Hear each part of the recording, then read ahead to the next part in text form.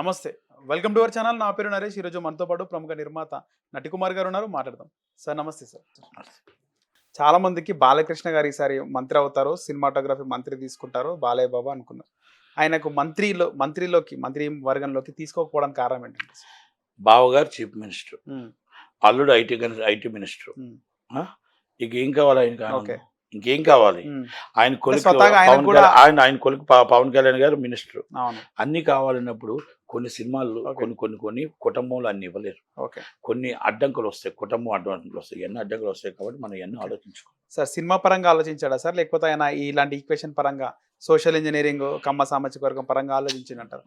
Cinema పరంగా, కుటుంబం పరంగా అన్ని ఆలోచించే చేస్తాం. ఓకే. సార్ చాలా వరకు కూడా సీనియర్ మంత్రులని, సీనియర్ నాయకులని క్యాబినెట్‌లోకి తీసుకోలేదు సార్. కొత్త వాళ్ళకి అవకాశం ఇచ్చారు. దాదాపు 17 మంది కొత్త వాళ్ళే. అంటే ఏముంటది సార్ మార్పు అనేది చూసారు కదా, మార్పు? ఆ మార్పులు యంగ్ డైనమిక్ స్టార్స్.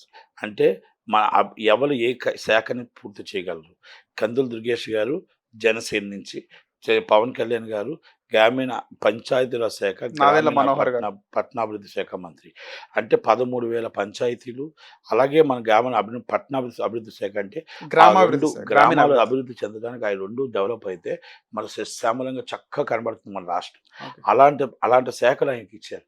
ఆ శాఖలో ఆయన డెవలపింగ్ చేసి పంచాయతీలు అన్ని కూడా డెవలప్ చేసి, ఆ పంచాయతీలు వస్తున్న ఫండ్స్ అన్ని అడ్డదారు తప్పకుండా, ఆ పంచాయతీలో అడ్డదారులు దొంగతనంగా బిల్స్ వెళ్లకుండా గవర్నమెంట్కి వచ్చే విధంగా, ట్యాక్స్లు వచ్చే విధంగా అవన్నీ మనం చేసుకుంటూ వెళ్తే కొన్ని వేల కోట్లు వస్తాయి, కొన్ని లక్షల కోట్లు వస్తాయి. అవన్నీ కూడా మనం ఆ అభివృద్ధికి కార్యక్రమాలకి మనం అక్క జిల్లులకు ఇద్దాం అనుకునేవి ఇవన్నీ కూడా మనం ఎలా పెట్టాలో ఆ కార్యక్రమాలు మేము పెట్టవచ్చు.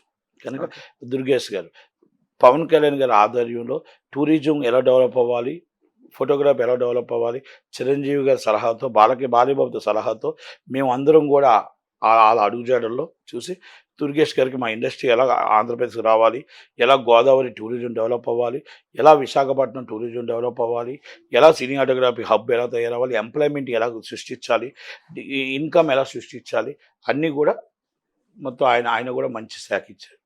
అలాగే వంగలపూడి అనిత గారు హోమ్ మినిస్టర్ గారు బ్రహ్మాండంగా చంద్రబాబు గారు అడుగుజాడల్లో నట్టడానికి, మాట్లాడడానికి అన్నీ ఇచ్చారు కాబట్టి వాళ్ళు కూడా మనకి ఈరోజు రైట్ సార్. ధన్యవాదాలు.